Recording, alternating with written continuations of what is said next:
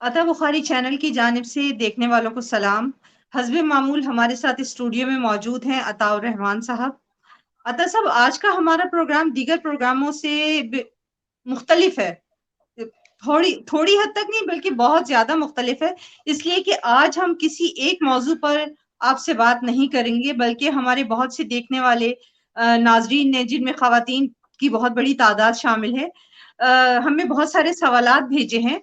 یہ عطا صاحب چھوٹی چھوٹی کنفیوژنس ہیں یا چھوٹی چھوٹی الجھنیں ہیں جو کئی سالوں سے پوچھی جا رہی ہیں، اور اب بھی جو ہے وہ شاید سلجھ نہیں پا رہی ہیں، اور اب بھی جو ہے وہ بار بار وہی سوال ریپیٹ ہوتے ہیں۔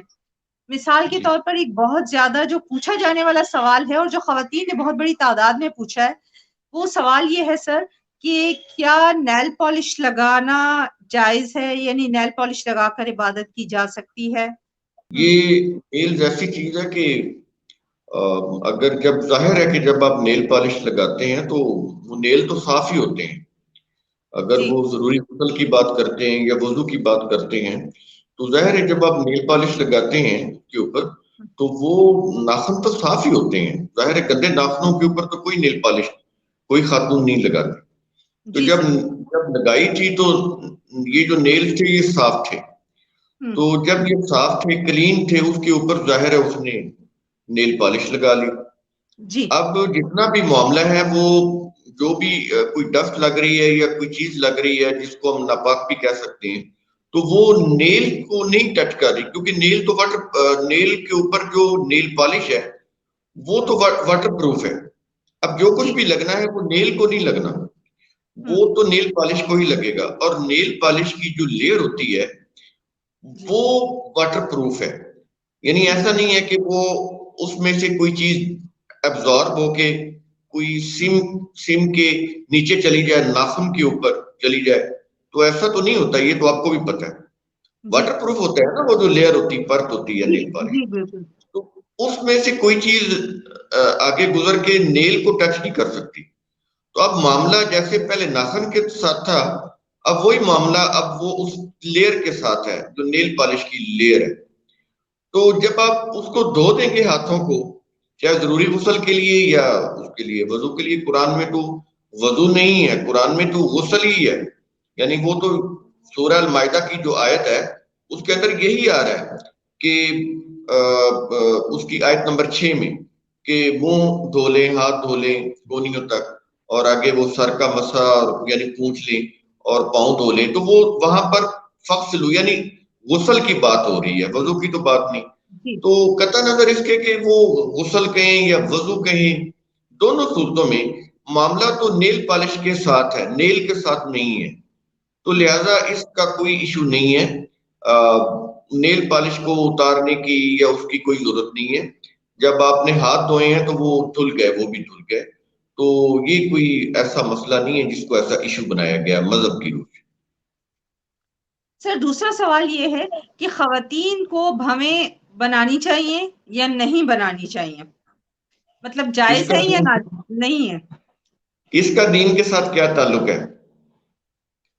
سر دیکھیں اس کا دیکھیں میری بات سنیں، میں بال جی چھوٹے رکھتا ہوں، میں بال بڑے رکھتا ہوں، اس سے دین کا کیا تعلق ہے؟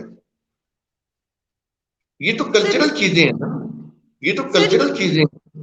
قرآن اس لیے تو نازل نہیں ہوا کہ عورتوں نے بھویں وہ کرنی ہے، اس کی ٹریمنگ کروانی ہے یا بھویں بنوانی ہے یا نہیں بنانی، اس کا کیا تعلق ہے دین کے ساتھ؟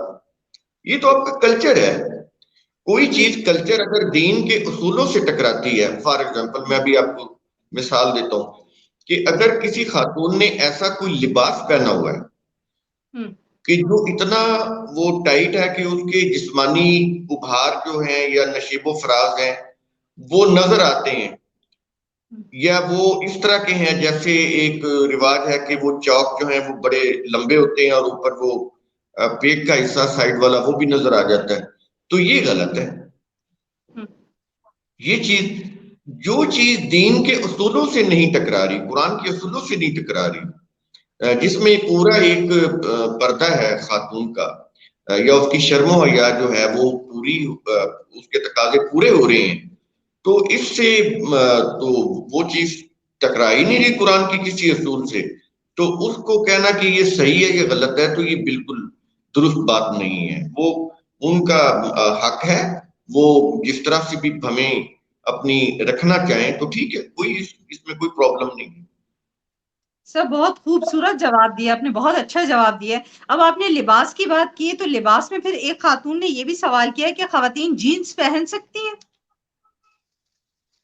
جی جینس بالکل پہن سکتی ہیں، لیکن جینس میں تھوڑا سا یہ ہوتا ہے کہ ہم، وہ چونکہ بالکل ایک یعنی جینس آلموسٹ وہ ہوتی ہیں جو بالکل ٹائٹ ہوتی ہیں، جس میں جی وہ تھائز اور ان کی وہ جو بھی ہے وہ چونکہ وہ بہت زیادہ ٹائٹ ہوتی ہیں، تو اس میں پھر یہ کہ آپ اوپر کوئی ایسا کوئی فراک یا کوئی اس طرح کی کوئی چیز پہن لیں جس سے جی وہ کم از کم گھٹنوں تک وہ ایسا فیل نہ ہو.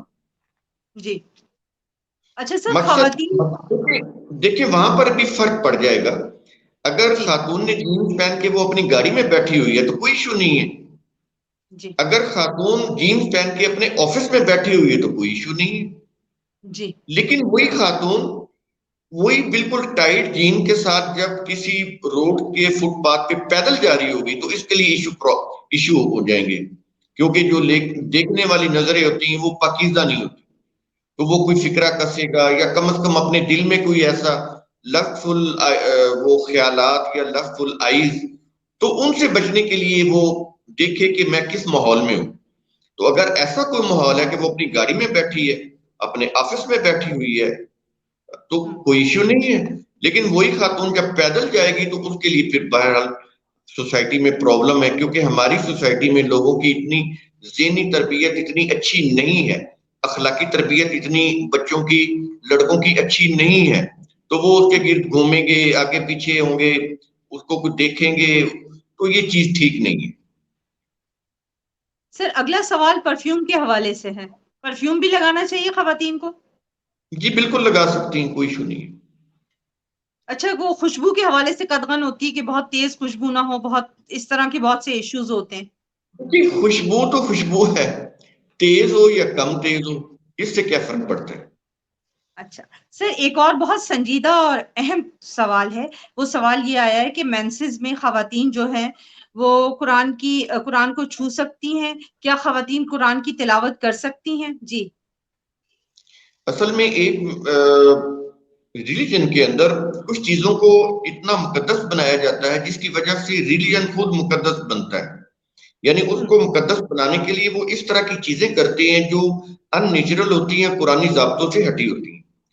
ہم، وضو ہے یا نہیں ہے، ایک چیز ذہن میں رکھیں. آپ کے ہاتھ ہم، تو صاف ہیں، دیکھیں آپ کھانا کھاتے ہیں تو کیا کرتے ہیں، آپ ہاتھ دھوتے ہیں.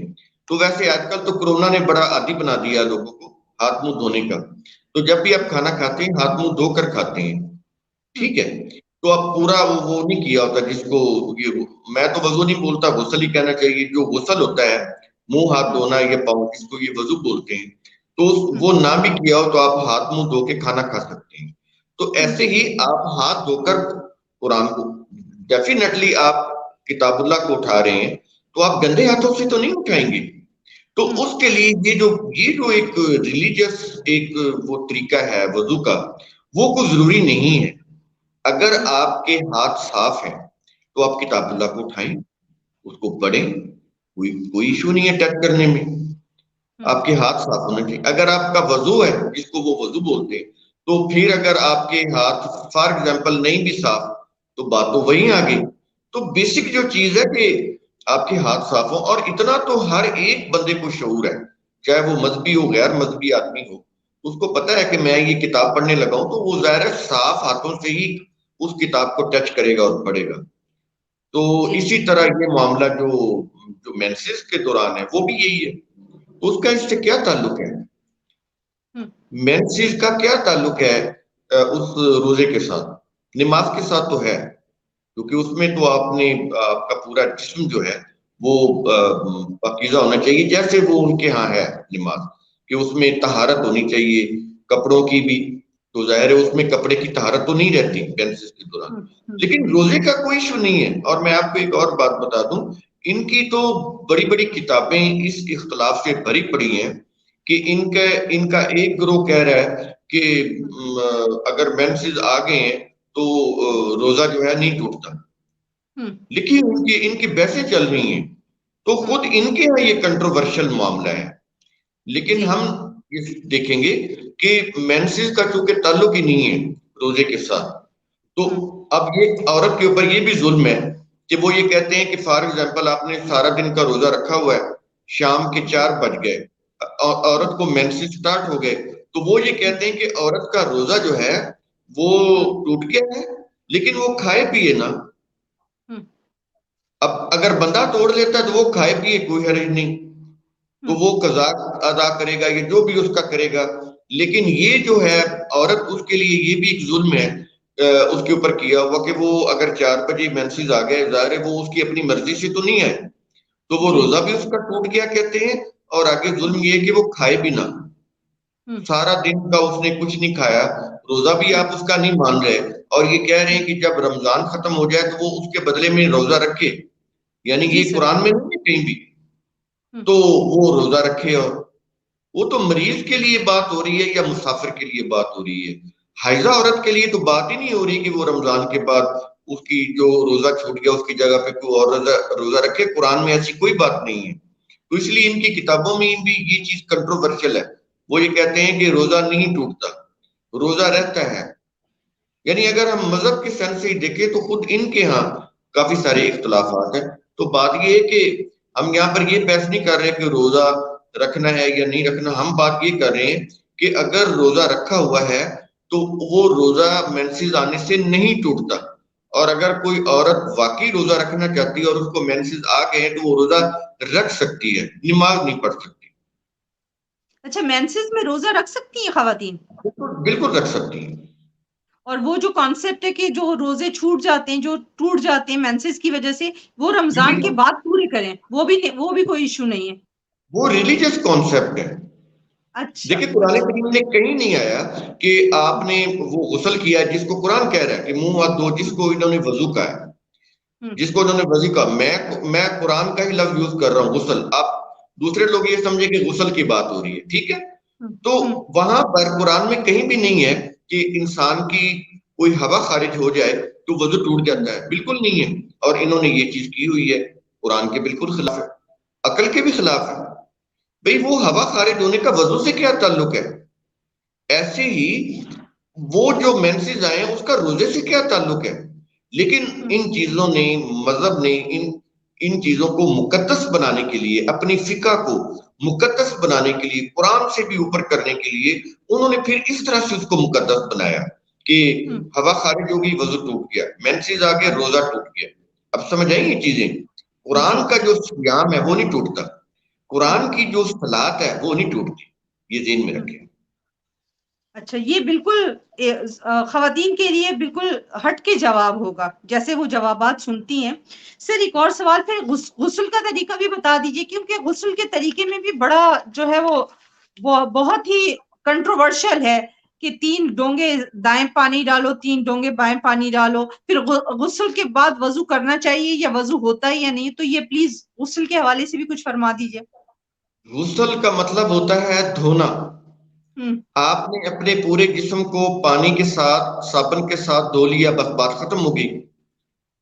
میں اسی لیے کہہ رہا ہوں کہ وہ کچھ چیزیں ڈالتے ہیں تو مذہب، دیکھیں نا، مذہب نے اپنے وجود کو منوانا ہے تو وہ انہی چیزوں سے منواتا ہے. اس کے پاس کوئی حق تو ہوتا نہیں، وہ مذہب باطل پہ ہوتا ہے، اس کو وہ حق پہ ظاہر کرنا چاہتے ہیں. تو اس کے لیے پھر وہ اس طرح کی فقہی موش گافیاں نکالتے ہیں کہ یوں ایسے کریں اور یوں ایسے کریں، یوں ایسے ناک میں وہ انگلیاں ڈالیں اور یوں ایسے کریں. تو یہ دیکھیں یہ قرآن میں نہیں ہے. یہ چیز قرآن بالکل نیچرل بات کرتا ہے. وہ کیا ہے؟ دھونا. فَغْسِلُ، دھونا. بس وہ کیسے دھونا ہے آپ کو اچھی طرح پتہ ہے. جو قرآن یہ کہہ رہا ہے کہ کلن کا دالمہ صلاتا ہو و تسبیہ ہو، ہر ایک کو پتہ ہے کہ اس کی صلات کیا ہے اور اس کی تسبیح کیا ہے. اور یہ آج تک لوگوں کو وہ سکھا رہے ہیں کہ نماز کیسے پڑھی جاتی ہے. 70 سال بوڑھے آدمی کو نماز سکھا رہے ہوتے ہیں، اور قرآن کہتا ہے کہ ہر چیز کو پتہ ہے، ہر ایک کو پتہ ہے. اس میں انسان بھی آ گئے، اس میں جاندار بھی آ گئے، اس میں غیر جاندار بھی آ گئے، اس میں جانور بھی آ گئے، اس میں نباتات بھی آ گئی. قرآن کہتا ہے ہر ایک کو پتہ ہے کہ اس کی صلات کیا ہے. تو پہلے تو یہ دیکھیں سلاد کیا ہوتی ہے، فرائض منصبی، زندگی زندگی گزارنے کے فرائض، آپ کو بھی پتہ ہے مجھے بھی پتہ ہے، قرآن اس کی بات کر رہا ہے، وہ سلاد ہے۔ تو نہانا کیسے ہے یہ تو سب کو پتہ ہے، اس کے لیے مذہب کے پاس جانے کی تو ضرورت ہی نہیں ہے۔ اب آپ نے ایک صابن کے ساتھ نہانا ہے، آپ کی جلد جو ہے وہ ڈرائی ہے، ڈرائی سکین ہے، تو اس کے لیے آپ کو ڈف سوپ یوز کرتے ہیں جس میں ماسچرائزنگ ہوتی ہے۔ تو اب آپ پہلے مذہب کے لوگوں سے پوچھیں گے کہ میں ڈف سوپ یوز کر لوں کہ نہ کروں، جی یہ کیا سر طریقہ ہو؟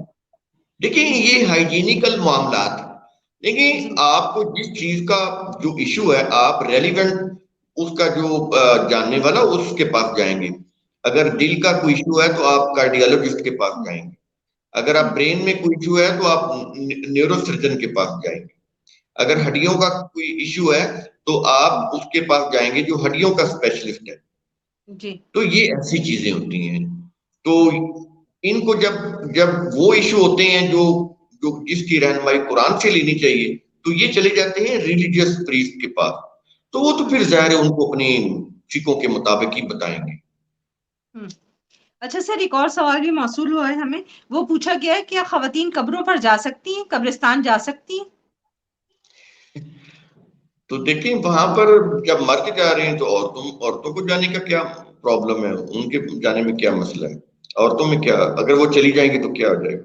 آدمی اگر جا سکتا ہے اپنے والد کی قبر پہ، آدمی جا سکتا ہے اپنی بیوی کی قبر پہ، اپنی بہن کی قبر پہ، تو ایک عورت کو کیوں نہیں اجازت ہے؟ بھائی اس نے کیا قصور کیا ہے؟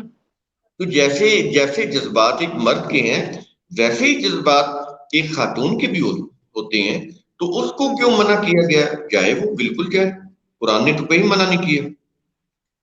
سر ایک اور سوال بھی یہ ہے کہ جو جادو ٹونے سے بچاؤ کے لیے یا بیماریوں سے یا شیطانی جو عمل ہوتے ہیں ان سے بچاؤ کے لیے اکثر لوگ تعویذ پہنتے ہیں، تو تعویذ کے بارے میں آپ کیا کہیں گے؟ گلے میں تعویذ، بازو پہ پہلے تعویذ؟ پہلے اصولی چیز سمجھ لیں، جی کائنات کے اندر کوئی سپرسٹیشن نہیں ہے، یہ چیز آپ سمجھ لیں۔ پوری یونیورس جو اللہ کی ہے وہ اللہ کے بنائے ہوئے فزیکل لاز کے تحت چل رہی ہے، اس سے ہٹ کر کوئی چیز نہیں ہے۔ تو فزیکل لاز کا جو بنیادی اصول ہے وہ ہے کاز اینڈ ایفیکٹ، ہر چیز کی ایک کاز ہے اور اس کا ایفیکٹ ہے، تو اس طرح سے یہ کائنات چل رہی ہے۔ اس کے اندر کوئی مسٹس، اس کے اندر کسی قسم کے کوئی وہ جو آپ کرامات معجزات وہ جو آپ بولتے ہیں وہ میریکلز بالکل نہیں ہے، سپرسٹیشن بالکل نہیں ہے، کوئی اس طرح کی چیز نہیں ہے، ہر چیز قانون قاعدے کے مطابق ہو رہی ہے۔ تو جب ایسا ہے اور یہ حقیقت ہے تو باقی جتنے بھی پھر وہ سپرسٹیشن ہیں یہ باطل ہیں، کوئی جادو کوئی ٹونا کچھ نہیں ہوتا۔ آج آپ یورپ میں چلے جائیں جہاں پہ جادو کو ایک میجک کو ایک علم کے طور پر پڑھایا جاتا ہے، تو وہ آپ کو بتائیں گے کہ یہ ٹرک ہوتے ہیں، یہ ٹرک ہوتے ہیں۔ ایسا نہیں ہوتا کہ آپ جادو کر کے، جادو کا کوئی عمل کر کے، وہ کالا جادو ہے یا کوئی بھی ہے یا کوئی تویز ہے یا کوئی نورانی علم ہے یا جو بھی جس کو یہ بولتے ہیں، کوئی نورانی علم نہیں، یہ سب جھوٹ ہے، یہ فریب ہے، یہ ان کی روزگار کے بہت بڑے ٹولز ہیں انہوں نے جو عملوں نے بنائے ہوئے ہیں۔ کوئی نورانی علم نہیں ہے، کوئی کالا علم نہیں ہے، کوئی یہ بلیات اور یہ جس طرح یہ بول رہے ہیں شیطانی وہ چیزیں اور جنات، یہ سب بالکل یہ فراڈ ہیں، یہ دھوکہ ہیں، اور یہ ان لوگوں کی باتوں میں آئے ہوئے ہیں، عاملوں کے چکروں میں پڑے ہوئے ہیں، اور اس لیے یہ ذلیل و خوار ہو رہے ہیں۔ کائنات میں سر کوئی چیز ہے کالا جادو کچھ بھی نہیں ہے، میں نے وضاحت کی ہے، کالا جادو ہو یا سفید جادو ہو یا سبز جادو ہو، جتنے بھی آپ نام رکھ لیں، ان کی کوئی حقیقت نہیں ہے، کہیں کوئی جادو نہیں ہے۔ میں نے آپ کو بتایا کہ جادو ٹرک ہوتے ہیں، ٹرک، ریئلٹی نہیں ہوتی اس کے اندر، وہ کچھ ایسی چیزیں کر دیتے ہیں آنن فانن جلدی سے پریکٹس کے ساتھ کہ آپ کو وہ سمجھ نہیں آتی، لیکن وہ لاجیکل ہوتی ہیں، وہ آپ کو بتائیں گے کہ یہ بیڈ کے اندر بندہ کیسے غائب ہوا ہے، وہ آپ کو بتائیں گے کہ یہ ایسے ہم نے اس کو سانچہ بنایا ہوا تھا، وہ ایسے رول کرتا ہوا وہ گیا اور وہ اندر چلا گیا، آپ کو پتہ ہی نہیں چلا، وہ بھی لاجیکل ہی ہوتا ہے۔ لیکن وہ اتنی مہارت کے ساتھ ہوتا ہے کہ جو عام دیکھنے والی نظر ہوتی ہے وہ اس کو جج ہی نہیں کر پاتی کہ ایکچولی اتنی جلدی ہوا کیا ہے. تو ان کو پتا ہوتا ہے کہ ہم نے اس کو ایسے ٹرک سے کیا ہے. اگر یہ ایسا ہوتا ہے تو آپ کوئی تجربہ کر لیں کہ دنیا کے بڑے سے بڑے جادوگر کو بلا لیں, 8-10 بلا لیں, ایک نہ بلائیں 8-10 بلا لیں, ان کو کہیں کہ بھائی یہ میرے ہاتھ میں کتاب ہے, اس کو ذرا سونے کی بنا دو. پھر آپ دیکھیں بناتا ہے وہ؟ نہیں بنا سکتا. نہیں سر. سر اگر وہ پاسبل. سونے کی بنا سکتا تو وہ پھر اس کام کو کیوں شروع کر رہا ہوتا, وہ سونا بنا کے بیٹھ چکا ہوتا. جی بالکل. تو یہ جو ایسی جو چیزیں ہیں نا کہ وہ پتلا بنا کے اس میں سوئیاں چبو کے اور وہ اس کو آگ میں رکھ دیتے ہیں تو وہ پھر بندہ ایسا ایسا اس کی جان نکل جاتی ہے, یہ سب سپرسٹیشنز ہیں, توہمات ہیں. اور یہ پاکستان جو ہے یہاں آج جس حد تک یہ پہنچ چکا ہے, کیونکہ یہاں پر ریلیجس سکولز آف تھاٹ بہت زیادہ ہے, اس کی وجہ سے سپرسٹیشن بہت زیادہ ہے, الٹریسی بہت زیادہ ہے. اس سے کہیں زیادہ یورپ میں تھی ویزرڈ جادوگرنیاں, سب سے زیادہ یورپ میں تھیں آج سے 300-400 سال پہلے. لیکن جب علم آیا, جب وہاں پر تحقیق ہوئی, یونیورسٹی کھلی, جب وہاں پہ ریسرچ ہوئی, رینیسنس ہوا, احیاء ہوا تعلیم کا, علم کا, تو آپ یہ دیکھیں کہ اب وہاں پر نہ کوئی جنات ہے اور نہ کوئی وہاں پہ جادوگرنیاں ہیں. ختم ہوگی کب بات, وہ ساری ادھر آئی ہوئی ہیں ہمارے پاکستان کے اندر. جی سر. سر ایک اور سوال یہ بھی آیا ہے کہ اکثر لوگ اپنے گھروں پر, دکانوں میں, گاڑیوں میں قرآنی آیات کو لگاتے ہیں, تو کیا یہ باعث برکت ہوتی ہے قرآنی آیات لگانا؟ قطع نظر اس کے کہ میں بتاؤں کہ کیا ہے, یہ سعودی عرب جو اہل سنت کا ہیڈ کوارٹر ہے, وہاں سے جی ایک بکلیٹ ملتی ہے, اس کے اوپر لکھا ہوا ہے کہ یہ شرک ہے. قرآنی آیات کو لکھ کر دیواروں کے اوپر لگانا شرک ہے. یہ انہوں نے ان کا جو گورنمنٹ کی طرف سے حاجیوں کو ملتا ہے ایک کتابچہ چھوٹا, جس میں یہی عام باتیں ہوتی ہیں جیسے آپ پوچھ رہی ہیں, اس میں اس سے جی چھوٹے سر. چھوٹے مسئلے ہیں, اس کے اندر یہ بھی لکھا ہوا ہے. تو ہم تو ان میں نہیں جاتے, یہ شرک شرک بھی نہیں ہے, میں آپ کو بتا دوں یہ جہالت ہے, اس کا کوئی فائدہ نہیں. قرآن کریم کو آپ پورا کا پورا دیوار کے اوپر لٹکا دیں کھول کے, کوئی فائدہ نہیں دے گا.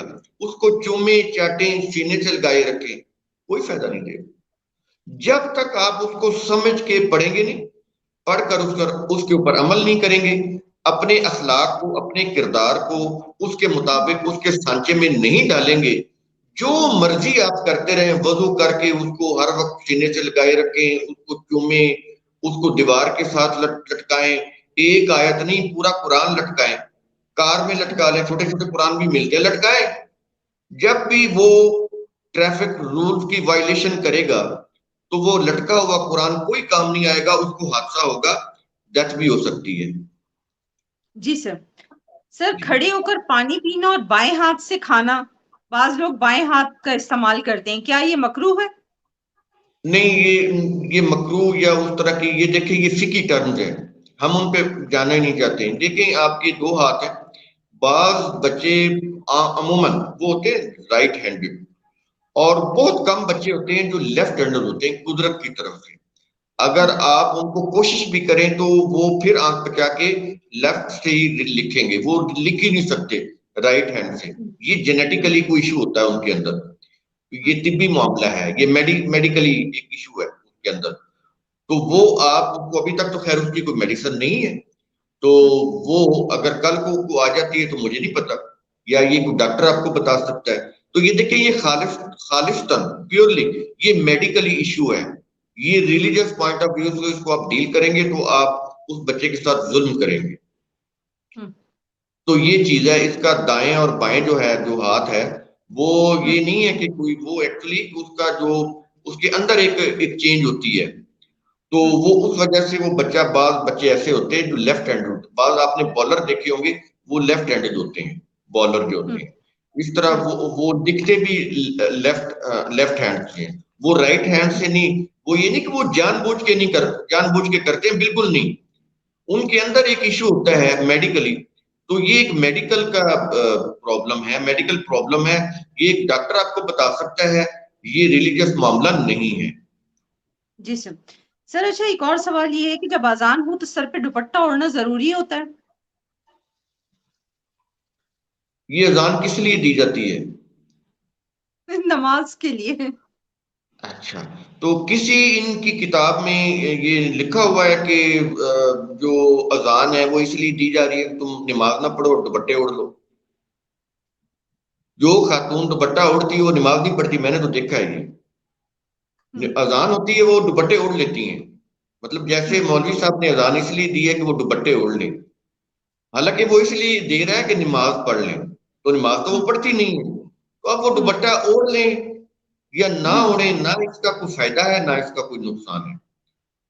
آپ کی ایک عادت ہے، انہوں نے بڑی بوڑھیوں کو دیکھا کہ وہ جب اذان ہوتی تھی تو وہ سر پہ دوپٹہ لے لیتی. اب آگے اس کی بیٹی ہے، اس نے بھی یہی کرنا ہے کہ جب اذان ہوئی جب اذان ہوگی اس نے دوپٹہ اتار دینا ہے. اور یہ بھی ہوتا ہے کہ اذان ہوتے ہی وہ دوپٹہ لیتی ہیں، وہ درمیان میں اتر جاتا ہے، ابھی اذان ہو رہی ہوتی ہے. تو یہ ان چیزوں کا کوئی فائدہ نہیں ہے، یہ آپ کی ایک ہیبٹ بن چکی ہوتی ہے خواتین کی. بس وہ جیسے ایک خودکار مشین ہوتی ہے نا، یہ ایسے ایک خودکار ہیبٹ ہے. بس یوں ایسے میکانکی آپ یوں کہہ لیں، میکینیکل ایک ہیبٹ بن گئی ہے بس، اور کچھ نہیں. اس کا نہ کوئی فائدہ ہے نہ کوئی اس کا نقصان ہے نہ اس کا کوئی حکم ہے. اچھا اچھا سر، یہ سوال ہے مردوں کے حوالے سے. اب مجھے نہیں پتا پوچھنے والے مرد ہیں یا خاتون نے پوچھا ہے. پوچھا گیا ہے کہ مرد جو ہوتے ہیں وہ نماز پڑھتے ہوئے ٹوپی سر پہ رکھتے ہیں. ایک اور بات یہ ہوتی ہے کہ کیا مرد جو ہیں وہ داڑھی کو، جو جدید کٹ آ رہے ہیں آج کل، آپ نے دیکھا ہوگا بچے وہ جدید کٹ میں داڑھی کاٹتے ہیں، سٹائل ہوتے ہیں، اس میں داڑھی کاٹ سکتے ہیں؟ اور دوسری بات یہ ہے کہ مردوں کے لیے سر اور داڑھی کے بالوں کو رنگنا جائز ہے، اور مسواک کرنا، اور یہ تین ایک سرما منٹ، لگانا. مجھے ایک سوال پوچھیں. ایسے میں اتنے سوالوں کا مجھے نہیں پتا کہ آپ نے کیا کیا. آپ نمبر وائز ایسے پوچھیں مجھ سے سوال. اچھا سر، سر یہ ہے کہ مردوں کو جو ہے وہ اسٹائل میں داڑھی کٹوانا جائز ہے یا نہیں ہے، اور جیسے بالوں اور داڑھی کا رنگنا. جیسے آج کل یہ ینگسٹر وغیرہ وہ داڑھی کے مختلف ڈیزائن بناتے ہیں. جی سر جی. جی، تو دیکھیں یہ تو وہ سوسائٹی ہے نا. اب جو اس میں پرابلم یہ آتا ہے کہ جو سوسائٹی داڑھی کو سنت سمجھتی ہے تو ان کو اعتراض ہونا شروع ہو جاتا ہے معاشرے کے اندر. ویسے دیکھیں قرآن نے کہیں نہیں کہا کہ آپ داڑھی رکھیں یہ سنت ہے. قرآن نے تو یہ کہا ہے کہ اللہ کے قوانین جب پریکٹس فارم میں آتے ہیں تو وہ سنت ہے اور وہ بدلتے نہیں. اب ان کی جو داڑھی ہے، جو ریلیجس پوائنٹ آف ویو سے آپ دیکھیں، شیعوں کی اور طرف کی داڑھی ہوگی، اہل سنت کی اور طرف کی داڑھی ہوگی. پھر اہل سنت میں بھی جو دیوبند مکتبہ فکر کے لوگ ہیں ان کی داڑھی اور طرح کی ہوگی، اور جو آگے جو بریلوی طرف کے لوگ ہیں ان کی داڑھی اور طرح کی ہوگی، اور آگے پھر جو اہل حدیث ہیں ان کی داڑھی اور طرح سے ہوگی. ان کے سائز اور ان کے وہ شکلیں ان کی خود اپنی مختلف ہیں، لیکن وہاں پر کوئی اختلاف نہیں ہے. یعنی کوئی ایک داڑھی نہیں ہے، ان کے بھی ڈیزائن ہیں، لیکن وہ ان کو چونکہ انہوں نے ایک ریلیجس ڈیزائن بنا دیا تو وہ ان کے نزدیک یہ ساری سنت ہے، تو انہوں نے تو اس کو اس طرح سے کور اپ کیا ہوا ہے. اب جو دوسرے لوگ ہیں اس میں اگر کوئی کرتے ہیں کوئی، تو اس میں وہ پھر وہ ان کے جذبات مجروح ہوتے ہیں کہ وہ کہتے ہیں کہ یہ اس طرح کی سنت کی توہین ہے، وہ اس کو سنت کی توہین بنا دیتے ہیں. تو یہ پھر اس طرح سے معاشرے میں ایک یہ بھی ایک پرابلم ہے. لیکن ہمارے پاکستان میں اتنا زیادہ نہیں ہے، لیکن کچھ طبقوں کے ہاں ہے. تو اس سے میں سمجھتا ہوں کہ اوائڈ ہی کریں تو بہتر ہے تاکہ سر کوئی بالوں کو انتشار رنگنا، نہ. داڑھی اور سر کے اصولی بالوں طور کو پہ اس رنگنا. کا کوئی عرض نہیں ہے، اصولی طور پہ کوئی عرض نہیں ہے. آپ داڑھی رکھتے ہیں، آپ داڑھی نہیں رکھتے، لیکن داڑھی رکھنا سنت ہے. تو ابو جہل کی بھی داڑھی تھی، وہ کوئی شیو نہیں کراتا تھا، ٹھیک ہے نا. تو وہ کفار بھی داڑھی رکھتے تھے. جی سر. تو یہ داڑھی تو یہ کلچر سے اس کا تعلق ہے. آج سکھوں کی داڑھی ان سے بھی بڑی ہوتی، تو وہ کون سی سنت رکھ رہے ہیں؟ یہودیوں کی داڑھی ہے، جی دیکھیں سر. تو صحیح ہے.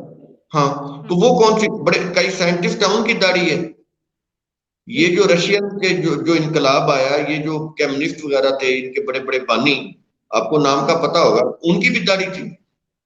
تو وہ کو سنت سمجھ کے رکھ رہے تھے. یہ کلچرل ایشو ہیں جن کو انہوں نے ریلیجس ایشوز بنا لیا ہے، تو اس سے اوائڈ کرنا چاہیے. سر بالوں کو رنگنے میں بھی کوئی حرج نہیں ہے؟ نہیں، کوئی حرج نہیں، کوئی حرج نہیں. اچھا سر، آخری سوال آپ سے یہ پوچھنا ہے کہ فطرانہ کیا ہے؟ یہ انہوں نے کیا ہوا ہے. دیکھیں میں آپ کو ایک اصولی بات بتاتا ہوں، کیونکہ آپ کو پتا ہے ہم اصولی قرآن کی روح سے ہم پرنسپلز کی بات کرتے ہیں. قرآن کریم کے اندر یہ جو جس کو یہ خیر خیرات بولتے ہیں نا مذہب کے اندر، صدقہ خیر خیرات، ایک صدقات قرآن کے ہیں وہ نہیں جس کو انہوں نے زکوٰۃ، وہ انما صدقات اس کا ترجمہ زکوٰۃ کر دیا، اور وہ جو 8 مصارف سورہ توبہ میں ہیں تو وہ انہوں نے کاٹ کے تو وہ بنا دیے انہوں نے زکوٰۃ کے مصارف، اور زکوٰۃ کو بنا دیا 2.5%. اب صدقہ ہو گیا وہ کالے بکرے کی سری یا سر کے اوپر وارنا، یہ قرآن کے بالکل خلاف ہے. تو ایک تو چیز، اور وہ پھر کہا کہ یہ سیدوں کے اوپر حرام ہے، ٹھیک ہے نا، تو یہ قرآن کے بالکل خلاف ہے. تو ایک چیز تو یہ آپ اصولی چیز سمجھ لیں. اور اگلی چیز، قرآن کے اندر ایز اے رائٹ دینا ہے، as a right, as a charity نہیں. یہ چیریٹی ہے. یہ مذہب نے کیپٹلسٹ یعنی سرمایہ داروں سے مل کر، یہ ایکچولی ریلیجن کیا ہوتا ہے؟ ریلیجن کے اندر تین ہوتے ہیں: فرعونیت، حمانیت، قارونیت. جی ایک وہ جس کے پاس سیاسی اقتدار ہوتا ہے، دوسرے کے پاس وہ سرمایہ ہوتا ہے، اور تیسرا جو ہوتا ہے وہ ہیڈ پریسٹ ہوتا ہے. یہ تینوں کا گٹھ جوڑ ہوتا ہے. تو یہ تینوں کے گٹھ جوڑ سے انہوں نے امیروں کو بخشوانا ہوتا ہے. تو وہ کیا کرتے ہیں کہ اپنی کروڑوں کی آمدنی میں سے کوئی 200 روپے دے دیے، کوئی 5,000 کی دیکھ کر کے دے دی، باقی سارا مال ان کا پاک ہو گیا، وہ حاجی صاحب بن گئے. اس میں سے کوئی حج کر لیا، مال پاک ہو گیا. کوئی اس میں سے فطرانہ دے دیا، تو جتنا اس نے رمضان میں دہاڑیاں لگائی ہیں وہ سارا وہ جو حرام کی کمائی ہے ساری پاکیزہ ہوگی. تو یہ اس لیے انہوں نے کیا ہوا ہے. تو دیکھیں قرآن کریم اس چیز کو ڈسکریج کرتا ہے. قرآن کریم کہتا ہے ایز اے رائٹ دیں لوگوں کو، اور ریاست دے، ریاست ایسا انتظام کرے کہ کوئی شخص بھیک نہ مانگے، اس کو ضرورت ہی نہ پڑے، کوئی شخص بھوکا نہ سوئے، کسی شخص کی عزت نفس مجروح نہ ہو، اس کو بغیر مانگے اس کو دیا جائے جتنی اس کی ضرورت ہے. تو اب چونکہ ریاست میں تو یہ چیزیں ہیں نہیں. اب یہ چیزیں کون کر رہے ہیں؟ جن کے پاس وہ دولت ہے، جنہوں نے کرپشن سے کمائی ہے. اب اس کرپشن کی کمائی سے وہ عیاشی کی زندگی گزارتے ہیں. اس میں سے چند روپے وہ فطرانہ کے طور پر دے دیتے ہیں غریبوں کو. تو یہ چیزیں ہو رہی ہیں. تو اس کی جی یعنی ان کا جو ہے وہ دین سے کوئی تعلق نہیں ہے، یہ خود ساختہ بنائی ہوئی شریعت ہے جس میں یہ تمام چیزیں رائج ہیں. بالکل انہوں نے خود ساختہ بنائی ہوئی ہیں. امیروں کو انسینٹو دیا ہوا ہے کہ جتنی مرضی مال و دولت اکٹھی کریں، بس چند ٹکے جو ہیں نا وہ 2.5% زکوٰۃ کا وہ نکال دیں جو انہوں نے خود بنائی ہے. اور ادھر انہوں نے کہا کہ 5واں حصہ یعنی خمس وہ نکال دیں، پاک ہو گیا سارا مال. اور اسی طرح کو فطرانہ دے دیں، وہ مال پاک ہو گیا. قرآن کریم میں کوئی یہ ایسی چیز نہیں ہے کہ رمضان کی پہلی رمضان کو زکوٰۃ کاٹنی ہے، قرآن کریم میں نہیں ہے. زکوٰۃ تو حکومت نے دینی ہوتی ہے.